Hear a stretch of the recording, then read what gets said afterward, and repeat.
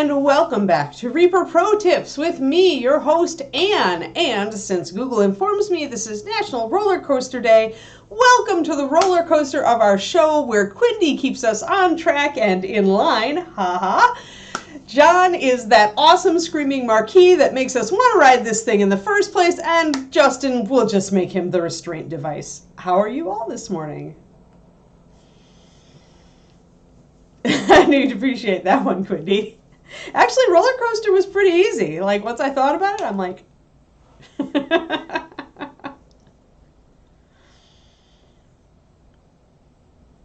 Yeah, I destroyed the cobbles. Yes. Well, not totally destroyed, but yes. So, it's Tuesday. 4 days until I'm doing an evaluation on my puppy. 4 days. 3 days till I fly. Everybody like the roller coaster analogy? I thought it was pretty good. I thought Quindy totally keeps us on track and in line.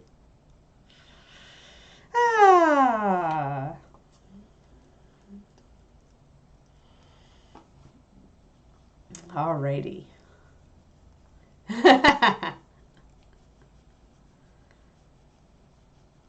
Alrighty, cool. Everybody is like, we're tuned in, but we're actually working and we're pretending to work, so we're actually not like gonna chat. Okay, that's cool. You all can just sit there and hang out. Early pup date then, since some of you are like not chatting enough. We've got some confirmation, some standing photos of the puppies eating from little bowls. So we have Keyleth, who is disabled, and we've got Pikey, who is the black. And then we've got my little Vexy girl. Boop. Tiny pup date. That's all I got. That's all I got for you. Bridget, so she's been sending me stacked photos. So these are like side shots, just like at a dog show, or kind of part of what we use to assess conformation or structure. So yeah, so far still my fave. All the times that I've been sitting, even though she has her faults. All the puppies have their faults, but all the puppies also have their awesomes. So you guys, since you're here, those of you who are actually paying attention, got an early pup date. Ooh. All right, so yeah. At first I just trimmed around the outside of the legs to see if I could get her regular base to stand, because she's got such a wide stance, right? So I had to use one of these bases. I like these bases for models with wider stances or that are slightly larger. Pikey's tiny. Vex is tiny. So I have weights actually for the puppers. And the boys are monsters except for Scanlan, and I told Bridget that's what she gets for naming him after a gnome. Because the boys are all going to hit 20 pounds by 8 weeks, like no question. Right now, Percy's at 17.4 pounds, Grog's at 17, and Vax is at 16.8. So they're all like 3 pounds from going to 20 pounds or over, and they're at like 6. I think this is just the start of 7 weeks. So yeah, by 8 weeks they should definitely gain 3 pounds. Hey there, Zechariah. How you doing? Right, exactly. Yeah, we're just talking about puppies because I'm getting a puppy like this weekend. Like I'm flying to get my puppy. So I was just saying the boys are very big, but the girls are much smaller in this litter. Remember the heaviest puppy is 17.4 pounds. My little girl Vex, who I like, is only 11.8 pounds. She's not even 12 pounds. The other two girls are 13.2 and 13.4 pounds. So the girls will probably end up around 16. But Vexy might only hit 14 by the time she's 8 weeks. Now, as I've mentioned, I think weight at this age really doesn't have a lot to do with eventual weight as an adult. Although it can tell you something about as far as like heaviness and bone, like breadth of the dog. Because some dogs are like really tall, but they're kind of light boned and thin, and some dogs are like, more broad and stuff. So sometimes you can get an indicator of that. Oh, okay. Oh, hi, Michael. Good to see you. Yep. Yes, I'm getting a puppy. News. I won't be at ReaperCon because I'm getting a puppy, because I'm driving the puppy back from North Dakota, and we're going to get home like 1 week or 6 days before I would have had to leave for ReaperCon. So, no Yes. Yeah, so no ReaperCon. This is the first ReaperCon I will ever have missed, ever, from the very first one. So yeah, but it's a good reason. So yeah, getting a little girl puppy, because Kiri passed away a couple of years ago. That was our the last of our old Shilohs. So yeah. Okie dokie.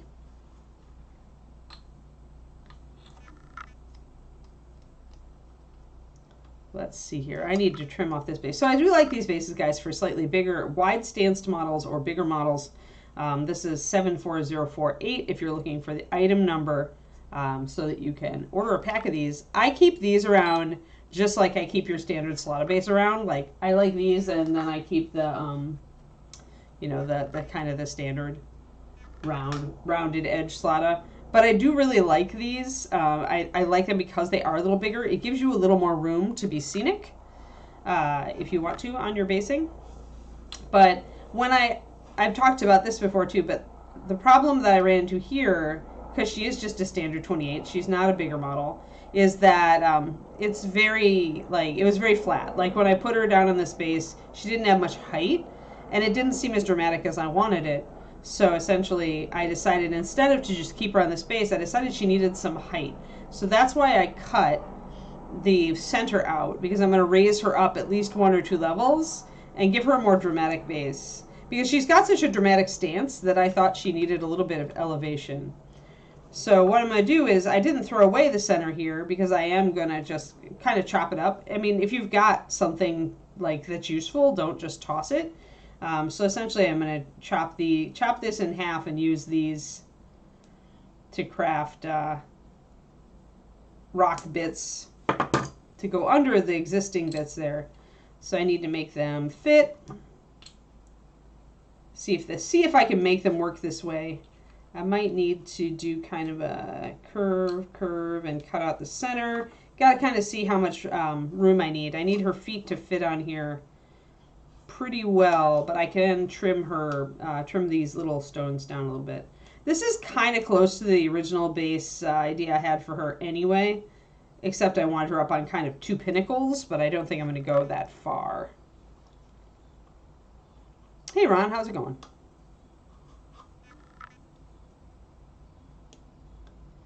I am getting a puppy this weekend, and I'm kind of like stressed about the whole like drive home thing, because I'm flying out and I'm driving back, and that's 3 days of driving with a baby puppy.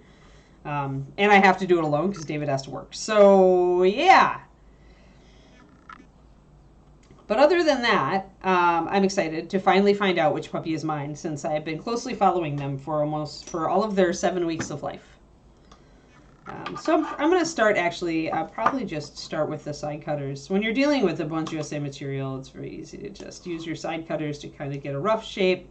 I want kind of a curve to match the base. And then I can use my knife to trim it up. And I think that's going to be, yeah, I'm going to want to do that. So that'll put her up a 2nd level, and then I can decide if I'm going to take the cork and put her up and raise it up even more. I think I might, but I think I might do a complete circle with the cork and just rip out little sections of it. I do like this thin cork for 28 millimeter. If you're working with bigger models like the Giants, like I think I did the female frost giant basing a while ago, then I like to use the thicker dark brown cork that's like double this width, because it gives me a more realistic rock texture at that scale. But at little scale, I like to use this thin stuff, which is about a 1/4 inch thick.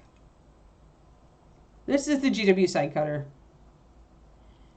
I lost my old side cutter, and so I desperately needed a side cutter. So I marched into the GW store and demanded of Brett, the store owner, that he sell me an overpriced side cutter immediately stat. And he's like, done! So at the time, I thought I was buying an overpriced side cutter, and they are definitely not cheap, but these are really good. Like, I've had a very good experience with them. So I feel like I got what I feel like I kind of got what I paid for. A lot of the cheap ones that I've used have broken easily or worn out easily, or, you know, so There are a couple of things, although GW is definitely like the overpriced emporium for hobby supplies. There are a couple things that I do buy from them, and primer is one, spray primer. And then the side cutters I also endorse. Other than that, there.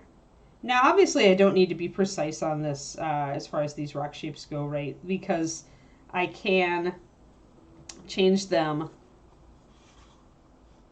and expand them with green stuff. I also kind of want her to be a little off. Like, I don't want it just like two little pyramids. I kind of want to be able to put her a little bit off center and to kind of stack up these little rock spaces so they're kind of wobbly, like pinnacles, like rock pinnacles. So I'm going to be kind of off centering a bit and maybe even making these a little closer to the inside and making these a little closer to the outside and, you know, kind of making an unbalanced spire to make it more interesting. So now I want, yeah, that's true. Rubber handles are cool. You can get around that, though, Kirst, if you just wrap them with tape, like masking tape. You can create a cushion of sorts. You can even put some cushion in between the wraps of masking tape and kind of create a cushion for yourself. I mean, it looks like junk, but it'll help your hands if you like these. Yeah, the mold scraper is also really useful if you're working with styrene. Yep. I mean, it's just really, you can use the back of an X-Acto blade the same way, but the mold scraper is just a little superior because it's made for the purpose. So yeah, I have a mold line scraper and I do love it. It saved me on my Eldar Guardians because they, or not the Guardians, the Dire Avengers, because they're old models and some of the mold lines were going right over the rounded surfaces of the gems and stuff. Yeah. So anyway, what I'm going to do is I'm going to put this down on top of the cork and I'm just going to do a rough trace around it with a pen or a pencil or whatever you want to use. This is not going to give us an exact cutout, but it's going to get us close enough.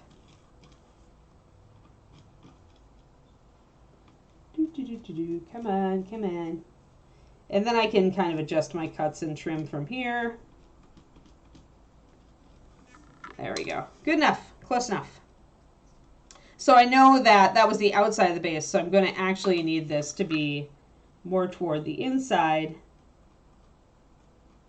My cork is going to be really imprecise anyway, though, because it's cork. So I'm going to cut it as best I can. But it's okay if it's a little rough. It's meant to be rocks anyway. So don't overthink it on this one. Do I have... I think my little tiny cutting mat is actually in the other room, sadly. Yeah. No little tiny cutting mat here, so I'm just going to be using... Probably I use a sticky note pad, actually. I'll use a pink one. Pink sticky note pad for cutting surface. I mean, this is glass and everything, but I still would rather not get in the habit of cutting into the desk. So, X-Acto knife.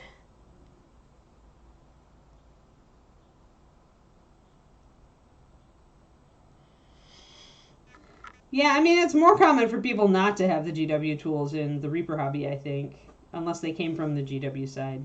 But yeah, I can endorse the side cutters in the mold line thingy. And I've actually convinced David, like, David never used GW primer before I came into the house, but I'm like, no, you don't understand. And now he's convinced. It's like, every once in a while, pricey though they are, every once in a while I feel like the product is worth it. But David's been buying a lot of Games Workshop lately because he likes a lot of the newer models. So I'm just kind of like, again, kind of punching down into this. I'm not trying to do a straight cut because I know I'm going to be imprecise anyway.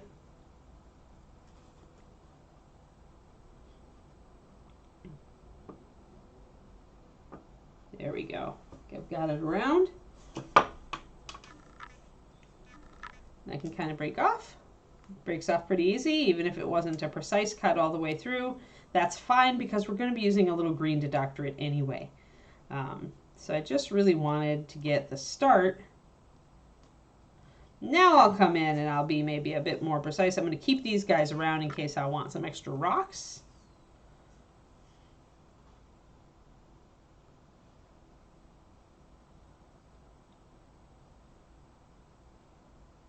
I gotta say, Kodiak, I really hate the Army Painters primers. I've had such bad experiences with them, with fuzzy results. Um, just really bad experiences with them. But if you've had a good experience, then if they work for you, keep using them. Just be cautious. I wouldn't ever use the Army Painter primers on a very wet, moist day, like a very humid day, or very in cold weather, because I find that they do have the same issues that many primers have in different atmospheric conditions. So just be careful. Shake well and be careful.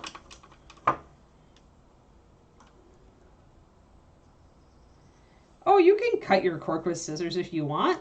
I mean, I find that I get much better control with a knife. So I can get a nice round out of that. It's not a precise round, but you know what? It's close enough. Close enough. And my my sticky notepad protected my underlying paper and desk. So that is what it needed to do. Thank you, sticky notepad. You may return to the underground. All right, so let's see if I guessed my diameter right. And yeah, I kind of did. So what I can do here, because I knew that I was going to get imprecise results, is that I can choose like a place that's particularly already kind of gougy, like this, to do a cutout, as I was going to kind of make all this cascade into one another here, these sections. And I can also like look at my little things here, which are going to be rocks, or I can decide at this point that I want to do something a little more irregular. Now, I can utilize the thing that I've got going here. I've got some nice irregular shapes, right? So maybe I decide to maybe consider using this instead of this little rock bit. Like I never toss out anything, but I'm like, this could be kind of cool. This could be a kind of cool shape. I wonder if I can get her feet on there, I think. I kind of can get her feet on here. So, all right. Maybe we're having a change of plan. I wasn't expecting my my curving inward surface to look so cool on top of the other surface. But it does. So, I always, and at this point, I will bring out the fact that at this point, if I decide to do this, maybe I do take the extra step of trimming these blocks completely off of her feet, which normally I don't because it's stitchy and you can risk snapping ankles and stuff. But at this point, it almost makes sense to do it that way, to get her feet flat on this. Because now, if I use these two pieces, now they have a cool effect of looking kind of like a staircase, right?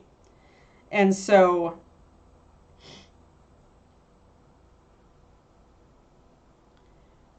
who's that? Is there somebody? Oh, preferred. I see.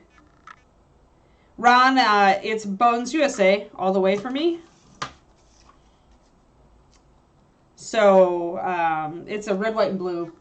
I only have the top, but essentially the 30,000 series models are Bones USA. And the Bones USA have just as good detail as metal, even as good as some resin. And they are a slightly harder plastic. They're not soft and wiggly like some PVC minis. They're made with Siocast material, which holds excellent detail and is a nice kind of the consistency of resin as far as the brittleness or softness of it. So it's fairly easy to mod, but it holds excellent detail. I was a metal person for a long time. Resin is my favorite material, but these days the Bones USA are excellent. I paint them. I can paint them to a very high level. And so, yeah, Bones USA. We still paint some metal models on here as well. I've got a couple of metal. I think Kitty is a metal. So this one is metal. So I still do work on metal models. The Bones USA are kind of nice because they get away from things like heat pitting. And I find that the mold lines aren't as bad. So sometimes I think that the Bones USA is a little bit better than metal. In my opinion, sometimes just that, and because like sometimes you'll get a casting error. I feel like Bones USA has fewer casting errors, or maybe Reaper just QCs them very well. It's possible, but a lot of companies now are going toward the Siocast material because it is, it's like cost feasible and it produces such great results. So Bones USA is the material. And I think now the Reaper Legends, am I correct, are Bones USA? Like they're rebranding the lines a little bit. Bones USA is now, am I wrong, but it's Reaper Legends and Dungeon Dwellers. Am I correct on that, Quindy? I remember going to the store the other day and noticing the breakout. All right, so let's do that, because I think I do really like this little dace that I've made, is this step. I think I want to double down on this and kind of put her somewhere cool like this. I like this. This is also a way that you could do kind of the edge of a fountain or something, like our pool. If I had, you know, like if I raised up the lip around here so that I could put a water effect in there, I could do that. So yeah. So those are all. So I'm going to actually throw aside what I originally did because I really liked that shape and I decided to use it. We can even keep it pretty rough on the back if we want to. We do want to kind of blend in these layers, but we want to keep it, for now we're going to keep it modular and we're going to figure out if we can trim down these feet without totally destroying our paint job. Reaper Legends, thank you. Yeah, so the Reaper Legends, they're going to be mostly character models. They're the 30,000 SKU range, so they start at 30,001. This is 30,008. I recommend go taking a look at the range. There's some really good character models in it. And then Dungeon Dwellers, I think more monsters, and NPCs, I think, is kind of how we're branding it. So I'm going to start by just trimming away.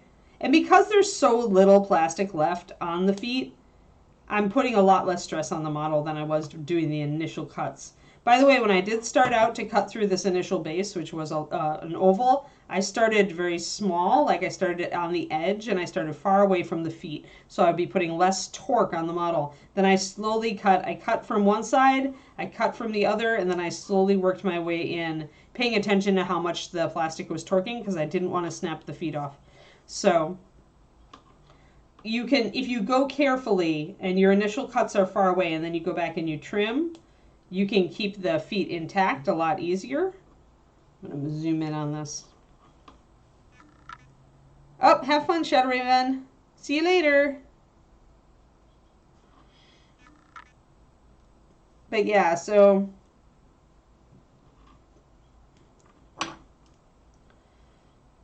if I'm going to remove the base entirely, this is how I would do it. And I don't think I've done this before on stream, so just very carefully kind of whittling away at the edges. And once I've got it to that point, I start going from the bottom with the flush side obviously toward the foot. And again, be careful how much pressure you're putting on it. How much torque. You don't want to twist it all. You want to keep fairly neutral, and you want to use a soft pressure at first while you see how much the leg might be pushed. I'm going to get as much of this stuff off with the side cutters as I can before I go in with the knife. Just saves you work. The knife will take longer.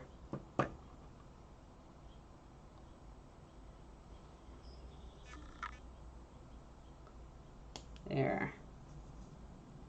Excellent day. Ah! Okay. Do wear eye protection. As I fling a piece of plastic across the desk. If there was a puppy over there, the puppy would be going, hey! Note to self, get blast shield for puppy pen. Alright, going to come at it from the opposite direction here. Going to go right up against the foot. If I let go of the model, then I'm not actually putting any torque on the foot, the ankle plastic, because I'm just, only putting, it won't have anything to strain against if my hand isn't trying to hold it in a particular position. There we go. We got most of that plastic off. And I'm going to set this up kind of till I have a good cut, and check both sides. Gently squeeze, not really holding on to the model at all because I don't want to force it into a position where it would put more pressure on. I'm going to try to get a bit off the front of the foot here. There, awesome. So now we've got these really thin plates on the bottom of the feet. And I can trim these now very easily with a knife because they're real thin. So I can trim the bottoms, so I can trim right up against the foot. I'm using my thumb as a control here. I don't use a really, really sharp hobby knife at any time, so I do tend to use my thumb as a backstop because I know my blade isn't terribly sharp. I do that on purpose because I find that really, took some paint off. Yep, see, that's going to happen. That's all right, though. We can touch that up. We're going to be using green stuff anyway on the base, so it's not a terrible crime to have a little bit. But I will back off and go a little more cautiously as I shave up the bottom here. There. And there, you can definitely stop before you can leave a tiny bit of little gray plastic on the bottom of the foot if you want to. It's much safer if you're afraid of nicking the model. But the inside of the foot there was a fine place to, it's fine to nick it. Like, of all the places that are more expendable on the model, like taking a little bit of paint off the inside of a foot is probably up there.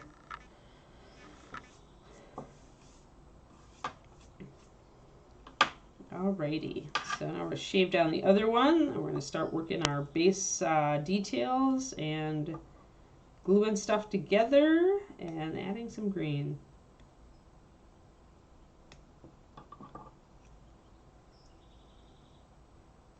Trim a little bit off the sides. Again, just going to be a little careful. If there's a big rim like on the inside of the foot, like you can see this one has that big dark thing there, I will actually go in and try to trim it down a little bit. But yeah, as I was saying, I don't, yeah, see, just a little it takes. And part of that, actually, I didn't even take any paint off of the boot there. It's just that the plastic of the base actually kind of goes up a little bit where it touches the foot. Like the foot is embedded a little bit. So that was not my fault, actually. That was part of the sculpt. But that's okay. We'll just keep working at it.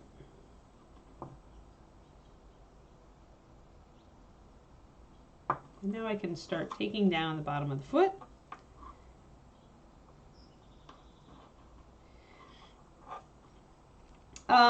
You know, but then you have to disguise that pendrape. Whereas here, I don't have a lot of room to disguise. I decided I want her feet flat on the surface. So that being the case, like I needed little foot. Like if you look at how wide she's standing, I don't really have a lot. Like if I created divots, I would be taking actually the base completely off. So here, like on this particular base, I don't think that that's feasible. There are other bases that, yeah, you could totally take a divot out of the cork, sink the foot in, just cover it over with green, you're done.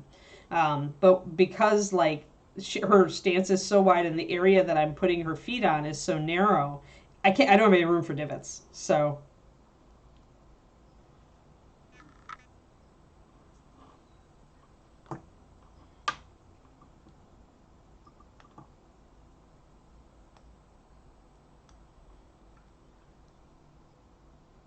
slice away at the bottom of this plastic. It's a little thicker on this boot.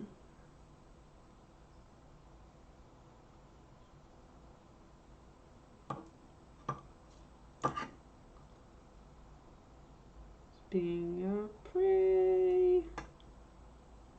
pretty low key in how much I'm taking off with every slice till I get it close. And even then, since I am going to texture the top here, having a little extra plastic on the bottom of the foot isn't a bad thing, as long as it's mostly foot shaped. And I will have to pin her because I'm doing this. So I will have to sink pins into the plastic on her feet and pin her down on this cork. All right, at this point I do have to take off a couple of bits here to make this fit onto the base. It's worth mentioning that good basing, I mean, should be fun, like doing this sort of thing. Like the object isn't necessarily to do it in the fastest way. The object is to kind of enjoy the process and creating a little scene. Display bases are, you know, meant to enhance your enjoyment of the model, so they should enhance your enjoyment, not just the viewers. So just have fun with it. Try not to get frustrated. If you notice that you have a frustration point or a pain point around a specific part of the basing process, be aware of that and try to kind of work where you don't have to deal with that very much. so that you can enjoy the prospect of creating a scene. All right, so I've still got some undercut rougher areas, but that's fine because we can fill those with green.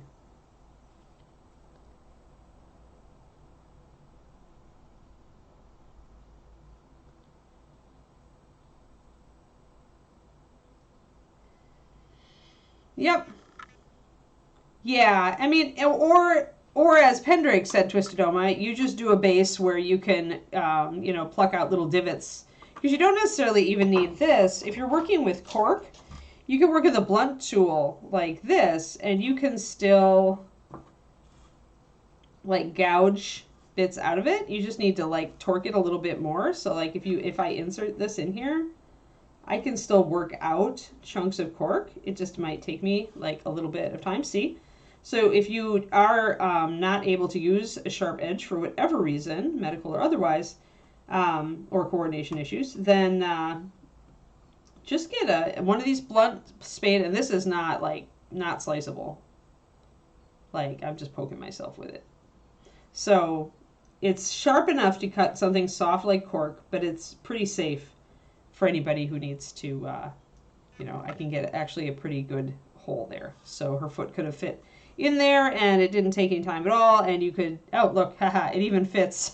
It just stuck on there with no glue. So yeah, so that's what I would say if you have, if that's why cork is so lovely. Like, that is absolutely why. Hey there, Splat, haven't seen you in a while. But yeah, so that's absolutely why I think cork is a wonderful material to work with in basing. Is like, it's super easy to slice and cut. You can make it go in specific shapes, or you can use it to get a very natural stone type shape. And it's soft enough that even with a duller tool, you can still modify it, you know. And in fact, sometimes you get some really nice natural stone effects by ripping away and chipping away at the cork with this sort of tool. In fact, we will be doing this, I think, on this, because I don't want this to just stay flat. I want this to actually get kind of torn out. I just need to decide what side is going to be my front side. So as I look around here, my best front side, I think, is this, because for one thing, I've got some wobbles. See, I can actually see more of the base here. And I've got some deep undercuts on there too, like the bottom didn't stay as solid as it did back here.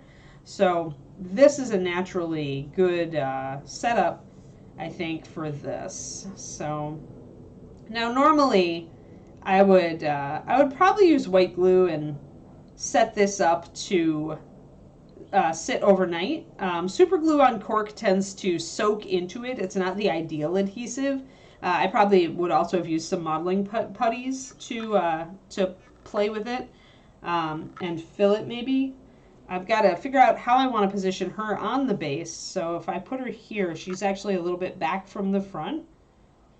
And I like that because there's enough behind her and there's enough in front of her that I can do some scenic stuff. So all right, so that's pretty good. So we will use super glue because I don't have the other stuff and I want to make progress on this base today. So impatient and means we're using non-optimal basing stuff.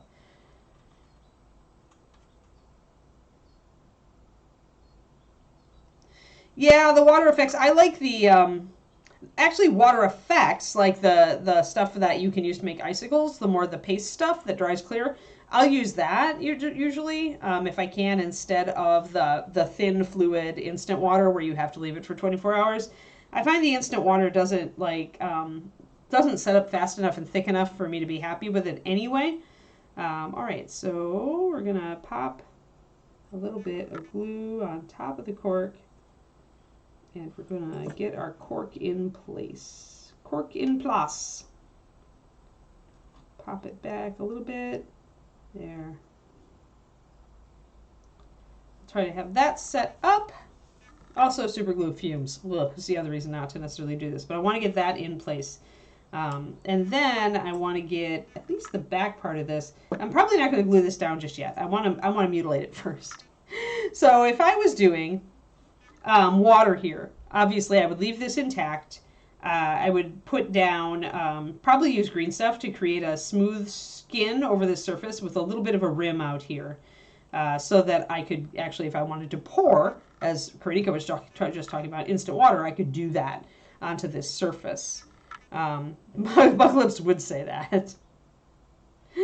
However, I want this to be more of a broken down ruin, so I'm like going to have this daze be mostly intact, but when you get down here, I want to make some pretty deep pits and stuff. So I'm going to start by just crumbling away.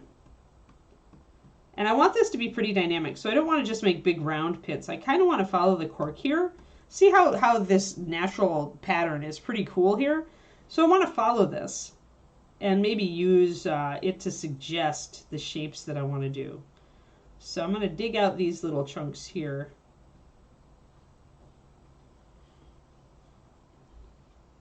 Because any irregularity that I can produce in the cork, I can accentuate when I go in with my green stuff.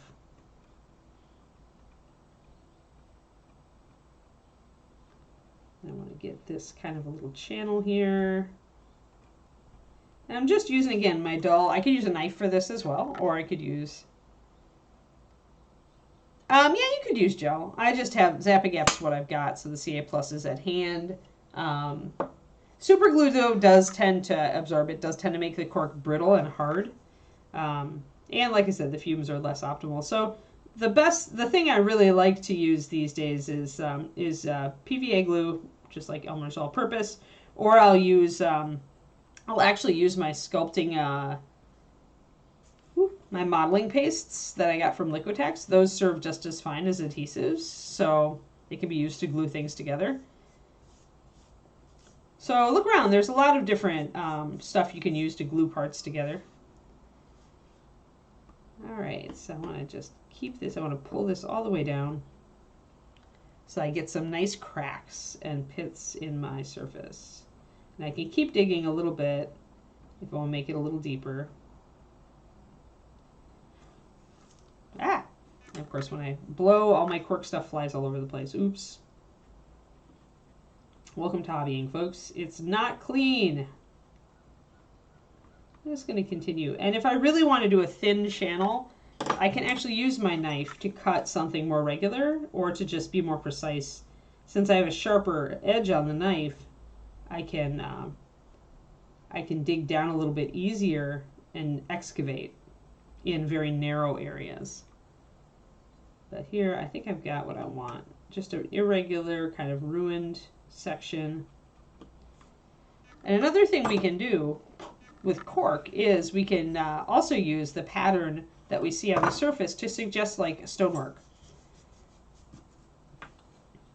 Like when it actually comes down to doing the green stuff, we can go, okay, I'm going to keep this shape, I'm going to keep these shapes, and we can make our cobblestone effect look like this. Or the other thing is, if you put just kind of a translucent layer of initial paint or even white glue, I would almost start with white glue to seal it, white glue over the surface, then you can just paint it as if these little stones were 3D.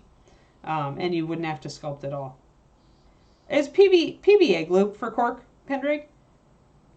The PVA also soaks into the surface, but because it's got a high, it's very plasticky, it actually like helps hold the surface together and to seal it. So when I used to work with big sections of cork, I would use PVA glue, like Elmer's All-Purpose, Elmer's All-Purpose mixed with paint to do an initial layer. And then I would go over the top with whatever I wanted. But yeah, I feel like PVA glue, just like Elmer's All-Purpose or wood glue or whatever you want to use, is gonna be is a nice sealer and glue for this. It takes a while to dry. That's the downside, right? Alrighty, so now I want to chunk out a bigger piece over here where all these little tiny gritty parts are. So I'm probably gonna, yeah, I'll get my big tool again, my sculpting tool, dental pick, and I'll just start chunking. So I'm pressing down pretty hard and kind of pulling. And I haven't glued this down to the base under it. I just want to have the base there so I can see what my effect is. This is how you create a really nice stone texture, crumbled stone texture with cork.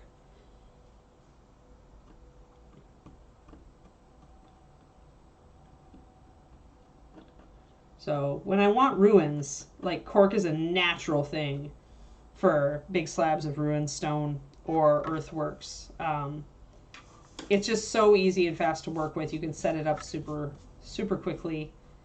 You can layer it on top of itself to make bigger chunks. So for what we're doing here is we're introducing negative space, right? And that's an art term, kind of for places where nothing interesting is going on. So the positive space has things filling it, and the negative space doesn't have things filling it. So here, in the case of this base, the negative space is the holes that we're chunking in. And what that does is it gives us a much more interesting shape here to work with. So that's what I'm working with here and why I'm doing this. And it's also why I want one side of this to go in deeper as far as the ruined area than the other, because I want irregularity. So this goes, actually the hole goes all the way up into here. You can see it kind of there on camera. But the other side stays shallow, but it's wider, and you can see the texture a lot more. So that's cool. I like this. I am going to keep my rim here mostly intact. I'm going to take away a little bit of this, because if I want rubble here, I'm going to introduce it myself. So actually, I'm going to use my knife for that. Now these two pieces are glued together. So some of this may have gotten brittle from the super glue, but I tried hard to place the glue far enough back that I could still work to kind of clean up this edge here. So let's kind of gently see what we can do with our knife here. Oh, yeah, I can feel a little bit of hard brittleness, so the glue did soak up to this area. But it's not bad, and I'm able to clean up this area a fair bit.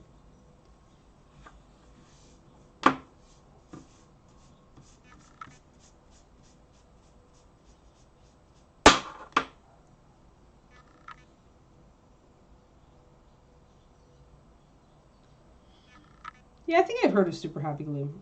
For me, for the cork, what I like about the PVA is it seals the surface. But a thick paint will do the same thing because of the latex, like the resin component. Glue and paint are very close to each other, though, chemically. A chemist once told me. It's like, paint is pretty much glue, and glue is pretty much paint.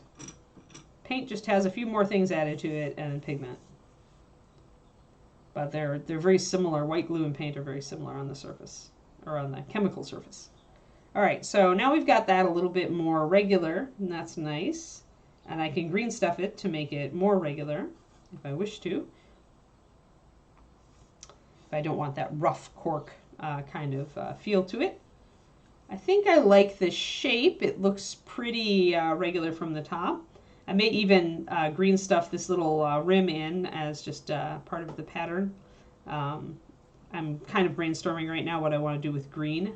On the back here, I think I want to do a little bit of abrasion to kind of integrate these two surfaces together. So I'm going to have a little bit of super glue issue here, but not a lot. So I kind of want to pluck away at this edge here so that it's not just a flat edge up against this section. See that edge? You can see it going around. One way to disguise this is to actually just take this edge right out so it kind of goes in a regular surface right up into this irregular surface. Then when you paint it, you really can't see the join. So I'm going to claw away at that very regular surface and mix it up, crumble it a bit.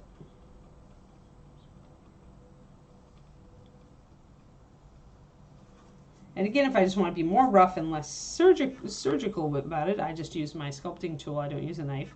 So here, we can still see the join, but once we paint it, that join's going to be really invisible. If you want to make it even more so, you take a piece of cork and actually glue it down right over that section, which will confuse the eye and keep it from seeing that regular line around everything.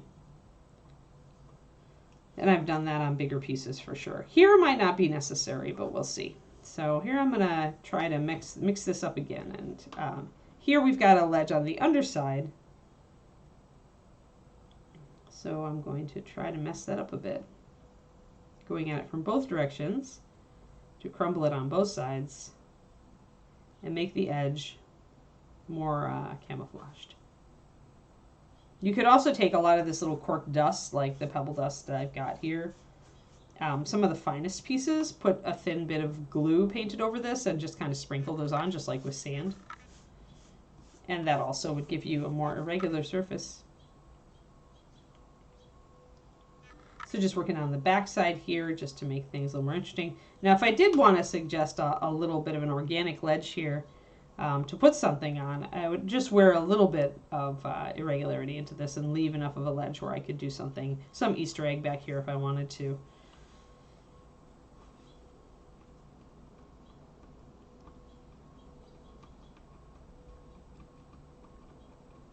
And it's all up to what the effect is that you want. Like, if you are going to put an Easter egg back here, then you are saying that, yes, this is just this tiny piece of stone on top of this. If you want to imply that the base fades back out of sight, like that this continues back out of frame, then you just want to paint all of this dark, and you don't want to put any real details back here. It's two different visual cues for the viewer, two different visual cues. Two different sorts of visual cue. I just want to rough it up a bit more, disguise my cork a little bit more, make it rough, very rough. That's cool. See how this can do a really nice rock shape? Like, that's a very cool rock face right there. Before, and all we did was throw two pieces of cork together. So you can do such great things with this material. Highly recommend, and it's so inexpensive. Like, that's one of the other things. One of the cheapest bulking materials that you can get, other than like plaster. And plaster is heavy and doesn't give you natural texture right off the bat. So I am very much a fan of cork. All right, so that's starting to fit into our base. It's starting to look really cool. It's a neat little thing. Didn't take a lot of technical sculpting skill to do this. Yeah, I think I like that. I think I like it. Alrighty, now I want to probably want to pin the figure down before I start doing all the green work, so. And I don't know that there's going to be a whole lot of green work on this one. Like, just maybe I want to introduce a little bit of like a border here, like I have accidentally put on with my pen. But let's see here. I need my pinning stuff. Where is my wire? There it is. I believe this is the correct wire. Yep. I use a very, very thin drill bit always, size 75, which is 0.52 millimeters. My pinning wire is 0.51 millimeters, so that is a gauge 24 for anybody keeping track. And I buy it in these long beading strings, so like bead on. And it's a lot. So I have pinning wire from now till eternity. I like to use smaller bits. David likes to use thicker ones for a lot of his work, but I often find that I don't really need a thicker pin for stability on my work. All you need is a little bit extra to hold things together. Especially because mostly I'm doing display models, so I'm not doing anything big hardcore conversion for gaming or anything where it's a big heavy model and I have to worry about that. Now, drilling into cork and drilling into plastic are like super, super easy stuff. So we'll put the feet on, we'll put the wires in the feet first, and then we'll just sink them right into the cork. We might not even need to drill much into the cork. We'll probably be able to like create holes just pushing the model down into the cork. So we want to pin further back on the foot. You want to pin up the leg. This also will help to reinforce the ankles if you drill deep. I usually don't drill that deep, that said, but you can choose to do that if you find your drill will hold up to it. And you want to put a divot in the foot to start you out. I think I'm going to try to do, it's tempting to do the thicker part of the foot, and that absolutely is a thing.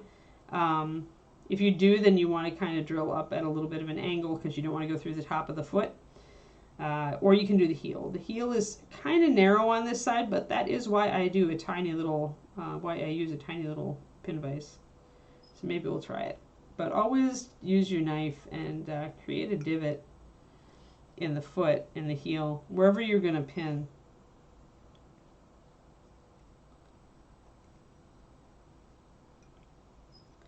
That's going to seat this pin and keep it from slipping. It's kind of, you can wiggle it back and forth and see that it's set in there. You want to look at it from the side because you want to make sure you're drilling right up the leg.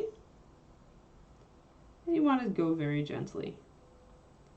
Bone USA is very easy material to drill into, so you don't need to put much pressure on your pin vise for it to start drilling a hole. You don't want to go too far in with your pin vise before you kind of back out and reverse. So once you have a good thread of plastic, like you see I've got right here going around there, kind of reverse your pin vise, wiggle it back and forth, pull it out. You want to clear the whole of those threads, and you want to clear the threads off your drill bit. Then you want to go back into that hole. You may have to clear it out a couple of times because there's going to be bits of plastic in there. That's a pretty good, that's like at least a millimeter or two depth, so that's good. I like that. It's not all the way up the ankle. If you wanted to pin all the way up the ankle, you need to keep going. But the deeper you go in a material, especially if you're doing this on a metal figure, the deeper you go, the higher the likelihood you break off your bit, because the bits are very fragile. So with this soft material, there's less of a chance of that, but still. I'm just running back and forth now to just clear out any errant plastic there is. I mean, okay, so the interwebs are always going to tell you, like somebody out there will always have gone out and figured out some boutique glue that is the glue for Cork, and they'll have done all the work to figure it all out. But the question I have is it so much better than just picking up a bottle of Elmer's all-purpose glue? That's the thing. What am I going out and buying this like one particular glue for if I can get Elmer's and also use Elmer's for like basing materials and mixing texture paint? And you know, the question is, how can I use that other glue for that, you know, like E6000? Or is it just the same thing with a fancy name? Like if it's an all-purpose glue, I don't know. I'm just dubious about that stuff. Like if that person can tell you scientifically why that glue is different, then I would trust them. Then I might consider it. But only if I can see using it for other things, like other purposes. I am with Alton Brown on this, but unitaskers in hobbying, we have a lot of them, and we could do with fewer of them. So I tend to not be drawn to unitaskers. For bonding glass. Yeah, so okay. So that's a specialty glue that's really, yeah. I mean, as long as I want to know toxicity level, how hard is it to use, you know, that's how I would make my decision. And again, is it good for other things? Like, is it as good as other products I already have for other stuff? Or is it going to be like a one-trick pony that I only use? I don't want a one-trick pony. I want a several-trick pony. Get in there. There we go. Ta-da! We know that the pin is set solidly because we can wiggle the model around on it. Yay, plastic.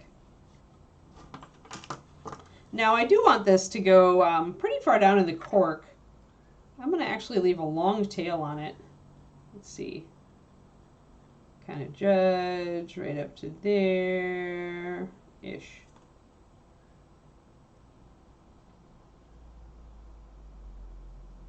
There. If I can get it to go through both layers of cork, then that's a nice plus. And price. Yeah, looking for workhorse, not one-trick pony, yeah. If I worked with glass, then I could see it, but if I don't, then why? Like, there has to be a compelling reason for me. Alright, so let's see here. Yeah, I'm going to need to drill it. And it's back on the thingy. So I want my drill bit. I'm going to just guesstimate here. I'm going to kind of hold my model with its pin on top of the base. Judge where my feet are going to be. If one foot ends up going a little bit over the edge, I'm okay with that. And I'm going to drill down into that cork. I'm going to try to drill all the way through. Cork is not going to break your pin vise drill if you go all the way through it. I mean, because you just got to be real gentle with it and pull it out. Now I've created a hole that I can punch this through if I'm very gentle. Ta-da. And her foot is overhanging the edge, but that's okay. That actually makes her look a little more dynamic. I'll have to touch up the toe and or add a green stuff support if I don't want that, or if I want to kind of like, I need to touch up the toe anyway since it's going to be hanging out into space. With one foot down, I can swivel her and kind of get an idea of how she looks. I can see that I'll need to maybe bend that a little bit to make sure she's vertical on the base. It's very easy with cork to kind of get that leaning back figure, so do make sure that you account for that. And if you find that your figure is leaning backwards a little bit, consider putting a little bit of green stuff under the heels there in order to have the figure lean forward. So I will, since I'm going to be using some green, I'll keep that in mind. So having her foot kind of hanging off one side actually doesn't bother me. That's pretty cool and dynamic. I can have her foot more solidly on this side. Very solid. Actually, it fits great. And honestly, with a bones model, you only really have to pin one foot. Like, it's going to hold her on great because it's pinned all the way through 2 layers of cork and up into her foot.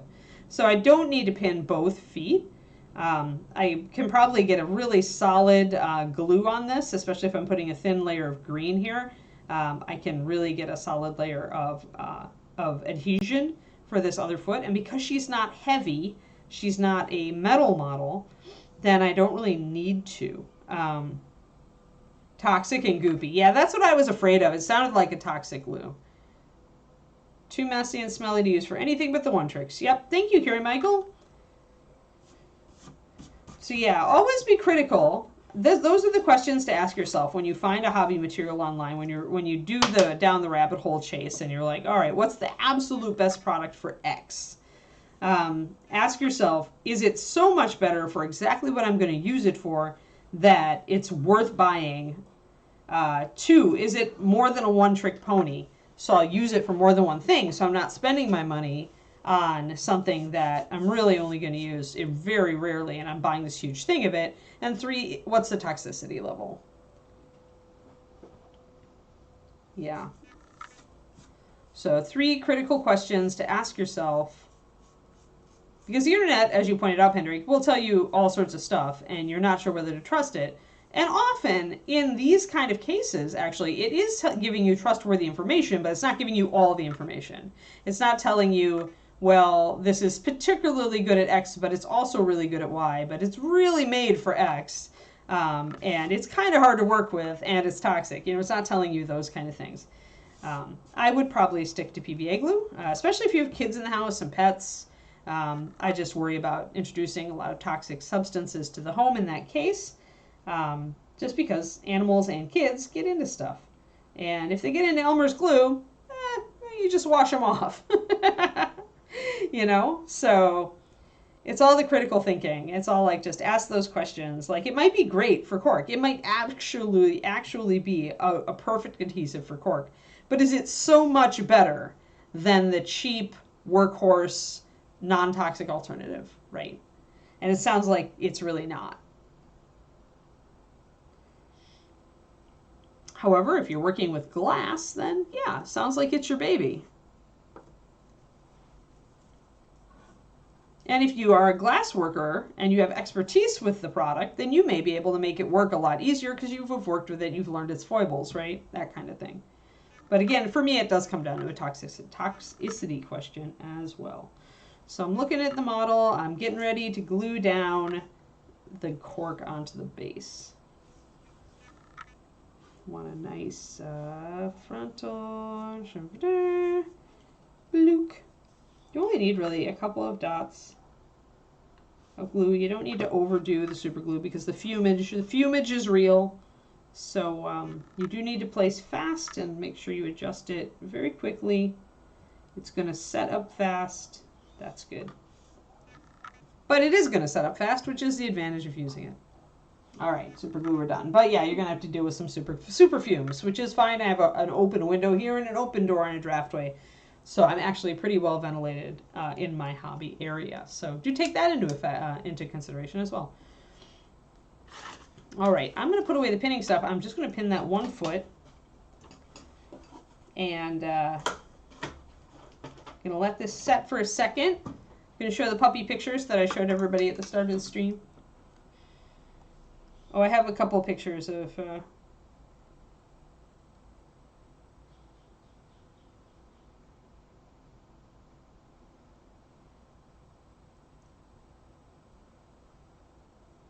Alrighty. So, Bridget sending me pictures of the girls. I'm getting a girl. This is one girl. Yep. This is Keyleth. She's a sable. You can also keep an eye on this. Look at how long her fur is. She has very, very long fur. I would call this a definite, like, super plush coat. Definitely plush. Lots of plush going on here. So that's Keyleth, or Kiki, as Bridget calls her.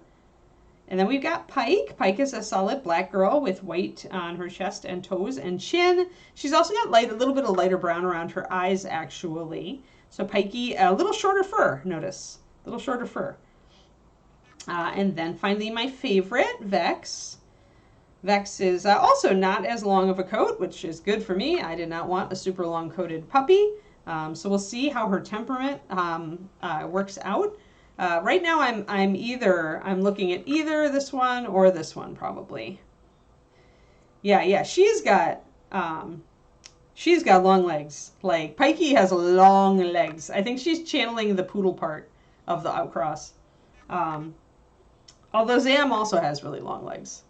But yeah, I like this puppy is just a nice, compact, balanced puppy. I just like the look of her. Now this is at 7 weeks, so we really can't tell till 8 weeks. Everything is growing at different rates in the pups at this point. Let me see if I've got a cute picture also of Bridget's mom came to visit the litter, and she.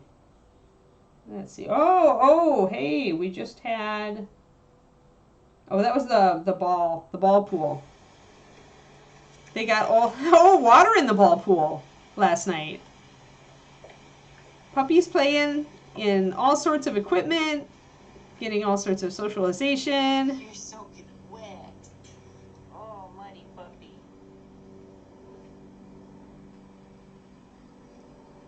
You're wet too. Look at you. Anything?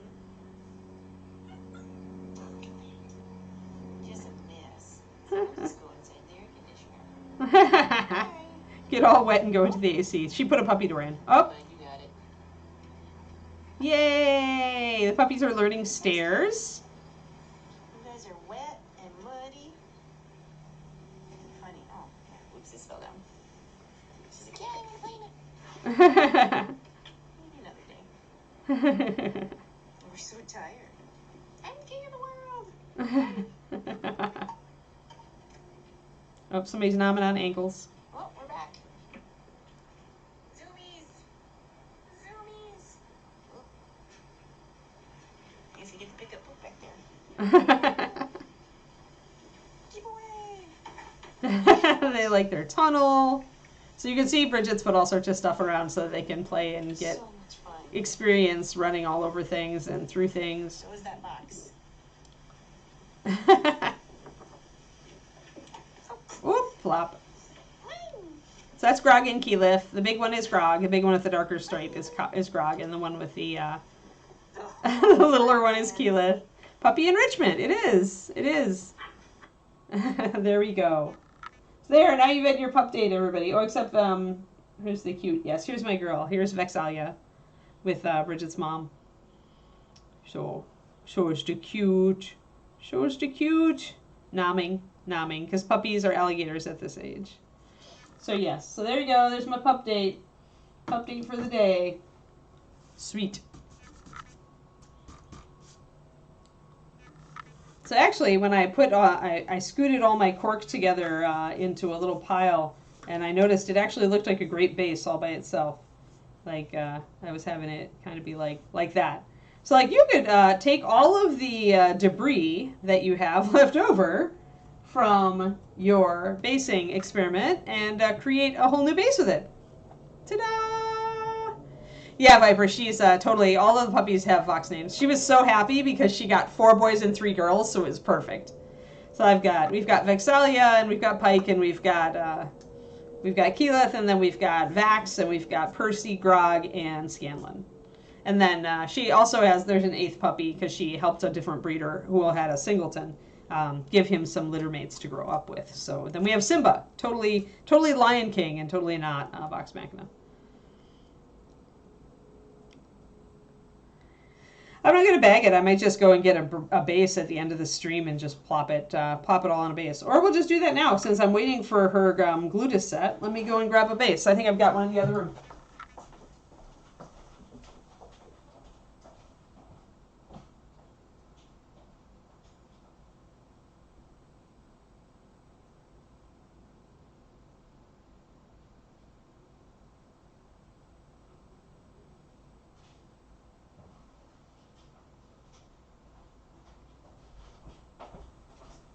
I always keep my bag of bases around.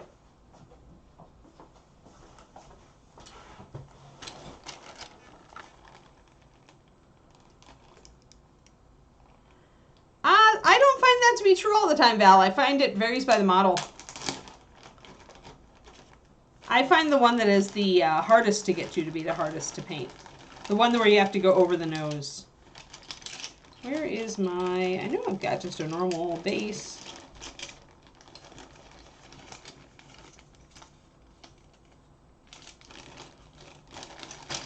Oh, come on. I know I've got just normal slot bases in here. I've got all these big bases in this bag and no little ones. Ah, there's the Reaper ones.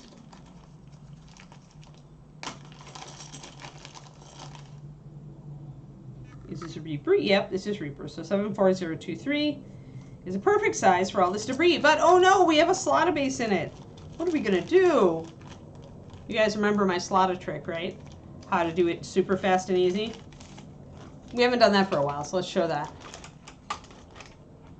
Difficulties in the art of So yeah, so let's do our super easy trick. And you can use masking tape for this too, but I use sticky notes because I have sticky notes right next to me. So take your sticky note, and if you're like me and you have a dispenser that makes your sticky note crooked, straighten it out a little bit. And then put your sticky note right over that slot, the sticky part of it. You want to just use the sticky part of it. So we can see the base clearly through here. Got our sticky note stuck down really well. Take your hobby knife and your glasses if you're me. Yep, sticky note or tape. And then just carve around the edge. And all you have done is wasted a sticky note or a bit of tape. Oh, came up a bit, that's all right. There. Ta-da! It's filled in. Now we just take off these little extra bits or blend them in, depending on what you want to do. So yeah, it's super fast, super easy. This is what you do. The sticky note is more than robust enough to take a single layer of glue and basing material. And then once the glue is all dried with the basing material, it'll have formed a pretty tough layer and you're good. Yeah, I figured it'd been a while. We have some new people on the stream, I know, and it's been a while since I showed this trick. But it's honestly, this or masking tape. Masking tape is a little harder to cut through, which is why I mean, usually I just grab a sticky note because it's so easy. I do have some extra cork bits that I accidentally blew across my desk earlier, so I'm going to grab those and corral them in with my plastic bits and essentially use this debris to make a base. Just an extra little base, because who doesn't need an extra little base?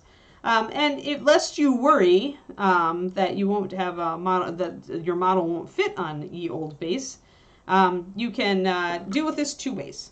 You can either take your biggest chunks and place them appropriately for feet, so that you're pretty sure that things will work, or you can just expect green stuff will lump on there for the other foot in the future.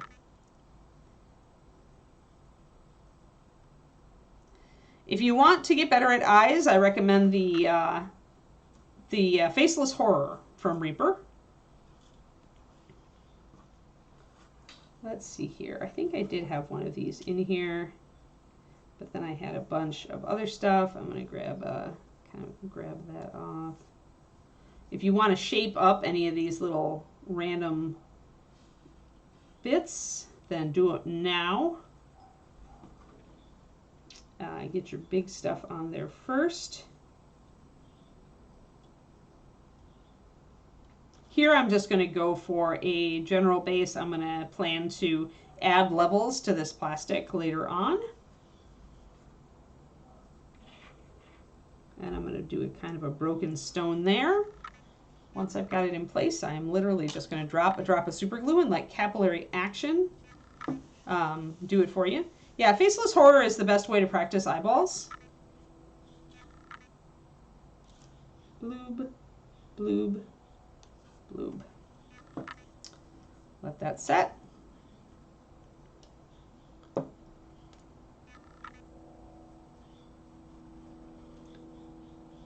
Start sprinkling if we want.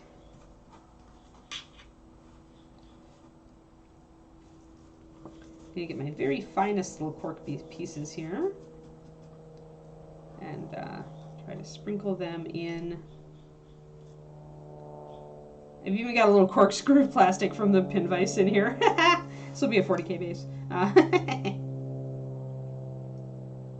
Get your fine stuff, pack it into that glue puddle.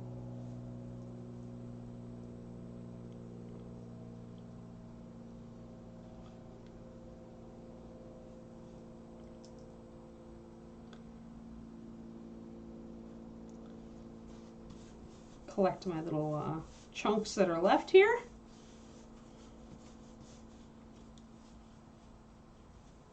Boop. And we'll continue making glue puddles.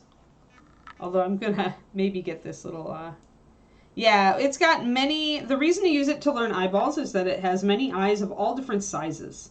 So essentially it lets you, curses, come on you little corkscrew plastic. I think you're cool and all, I just don't want you on this base.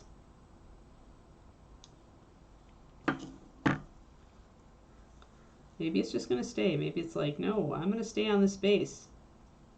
You cannot remove me. There it is. There. Little tiny corkscrew plastic. Cool basing feature for a spring or something. There we go. And I'm going to just put this down here. There. Get these, going to get a kind of a jumble of ground material here. Unicorn horn sheddings, yes. But yeah, Faceless Horror has many eyes, all of different sizes. And so you can start with the big ones and practice your technique and then slowly work smaller and smaller. And what this will do is it'll give you very specific muscle memory training.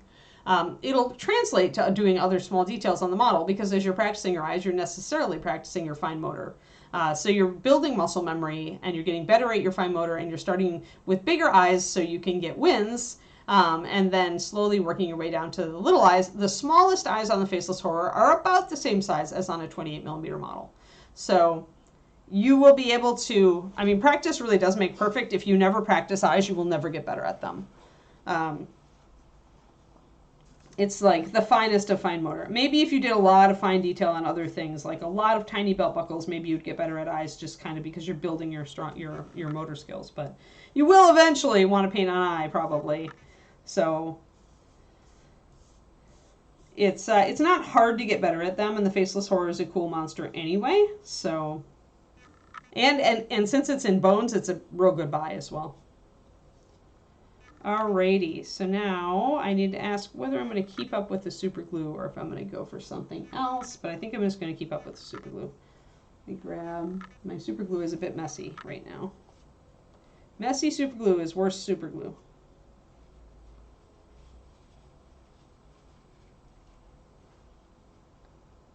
All right.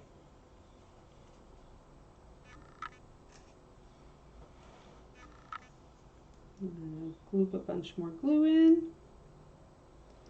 And usually what I do is I'll spread it around with a knife tip or something that's expendable. Sometimes a pokey tool. Kind of spread my glue around here, get it to move around a lot. And sprinkle my stuff on there.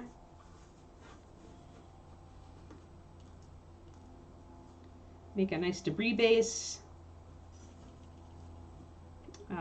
There comes a point where if I want to, I can strategically place stuff. If I want to fill in a particular part of the base. Like if I want to use this little plastic bit here. And get it stuck in. About to the point where I have to remove a lot of these bigger pieces and just concentrate on little ones. And at the end, if I want, I can introduce some sand or gravel or whatever will fill some of this fine stuff here. Or if I want, I can leave it more as a concrete bit and do it. Yes, you could also do that. Pendrake has a good point. You can also scoop up your debris if your fingers aren't doing it. Tilt it into a funnel. Make a little bit of a peak and then funnel it into the areas you want it. Although my sticky note is holding on to stuff more. But there. So probably this and my sculpting tool would be the best. Oh, that's too much. There. Doo-doo-doo.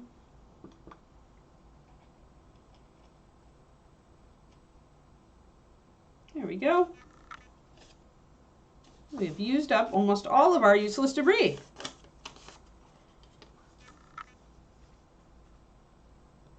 Press down on everybody. I have a very chunky debris-ridden base, and if I do have any debris where it's too sharp, or I didn't want it to be that angular, for example, some of these plastic pieces,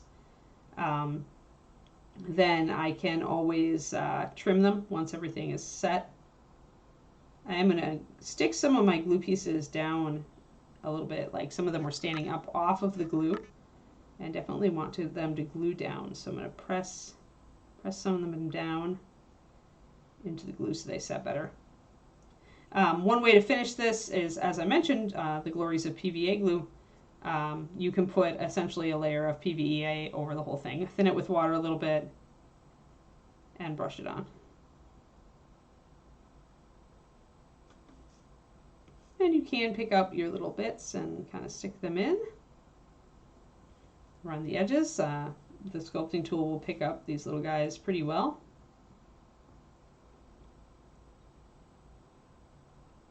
And glue them in around the edges.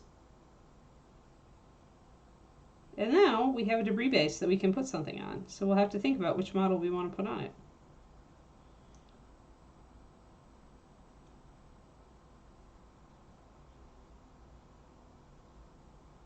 There we go. Some people use tiny tweezers for this, by the way, instead of just, I'm just stuffing things around with my sculpting tool, but you could also use tiny tweezers for placement of tiny things. Yeah. So, yeah, it was fun, actually. And now we have a crumbly base. And, oh, yeah, that one definitely didn't want to stick. But, yeah, so to stick down everything, because you'll have little bits that didn't really glue down, but you could also use paint. I could just cover this with a layer of slightly thinned walnut, and it would do the same thing as the PVA glue. It would essentially glue everything down and fill in some gaps, and then I could put a more solid layer over the top if I wanted. As I mentioned, wood glue is also a good neutral glue to use. Yeah. And I can build up, like either for this would be a model, like a model that's leaping off of something could go here. A model that's standing with feet close together would go just fine right here on this, and then we'd have the foreground we could put some details on. But yeah, I mean, and this, obviously this little cobblestone piece is kind of weird, and I can use some green stuff to disguise that once I've got everything glued down. So I can still like do a lot to this base to even make it even more interesting. I probably could grab, if I was going for science fiction, then maybe I want to use my little twirl of plastic from my drilling because it could be a good spring, and maybe grab some other like 40K or other science fiction type of debris to go on here. If you're doing steampunk, you can grab like some watch bits, watch parts. If you're doing fantasy, you can do a broken sword. A broken sword jutting out of the debris here would be great. Maybe even some treasure or, you know, a little skull would fit into that little nook pretty well, actually, right there. Or you can do an overgrown base and add some grass and leaf debris, like this used to be a building and has been overgrown by foliage and stuff. So yeah, like we used up a bunch of stuff that we thought was trash and we actually created a really interesting base that we'll now be able to use for a different model. So I don't know who I would put on there. Do I have anybody? I mean, technically, you know, this dude would work, but he's too wide. That's the thing is with all his tentacles, you need something with feet that you can trim, ideally. Something with a smaller base. Or a base that you're willing to cut off, and I can't really do it with there. So I don't really have anybody right now. I mean, actually, if we came down to it, if I decided to sacrifice Noli's piratey ship timber base, I could put Nol on here. His paws would fit probably right here and right there. I would just have to sculpt a little bit of a platform for one of the paws over here.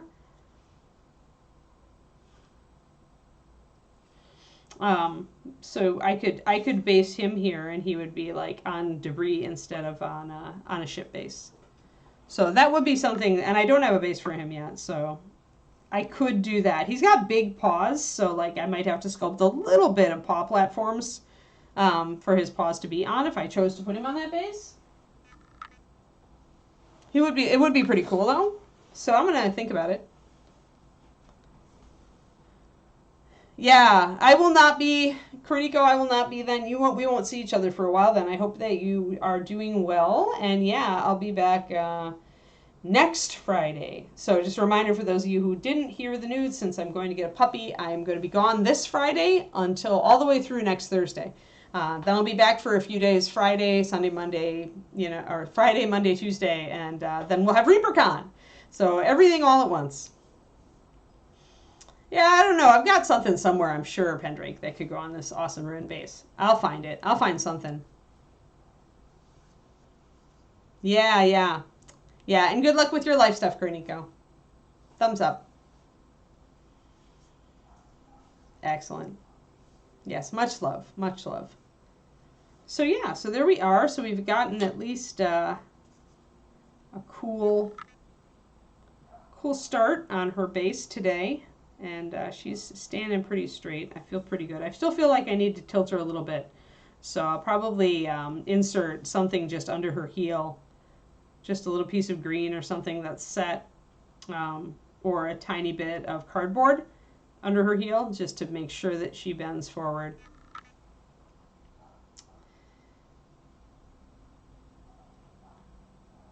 That's funny, green users. Yeah, I just like used all my, I created this base for the Magelit and just the start of it. And then I used all my debris to make this rubble base. So yeah, I just need to put just a little bit of cardboard or something, or a little bit of green stuff that's cured like under that heel, just to make her tilt forward just a little, and we'll be fine.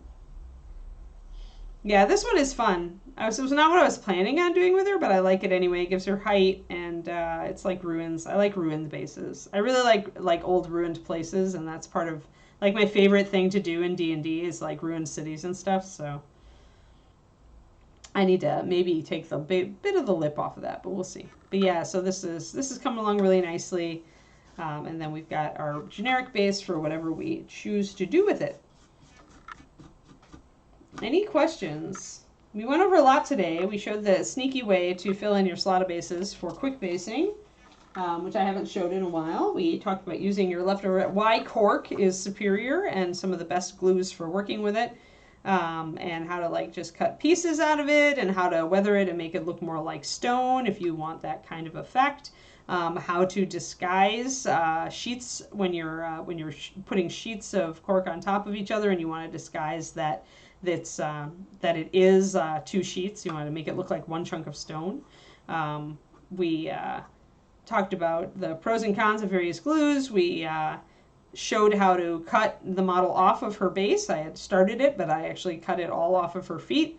And that's...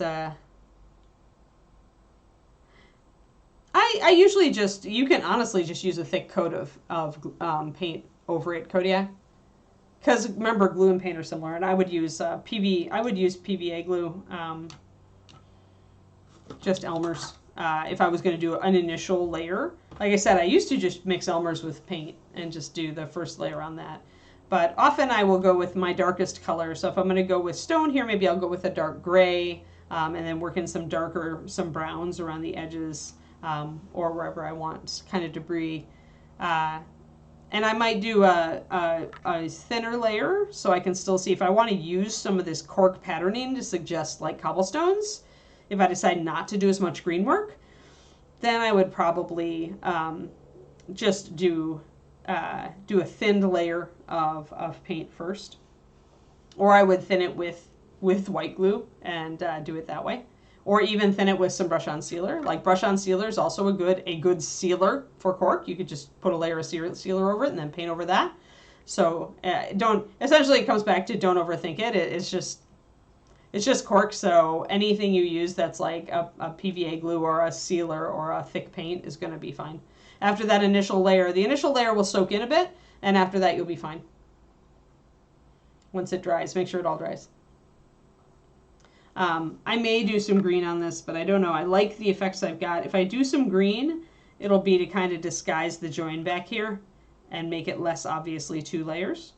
And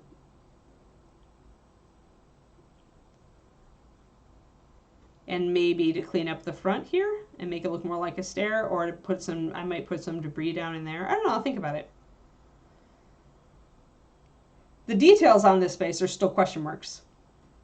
I wanted to get her done for ReaperCon, but I might not. She might be sticking around if we want to do some more basing, more elaborate basing on her, because obviously ReaperCon is coming up soon, and I'm going to be going on puppy trip for 6 days.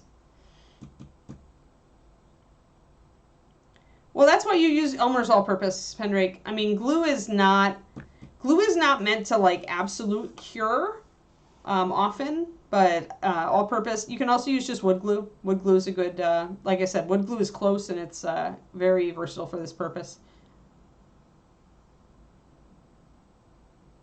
But Elmer's all-purpose is probably the best if you're going to use an Elmer's. And then you just paint. If you're going to use it as a sealer, you just paint over it, and the paint will cure just fine. So you just don't want to use the school glue and the washable, yeah. That's why I specifically said Elmer's all-purpose, just in case you guys missed that. Elmer's all-purpose is a distinct brand of Elmer's glue.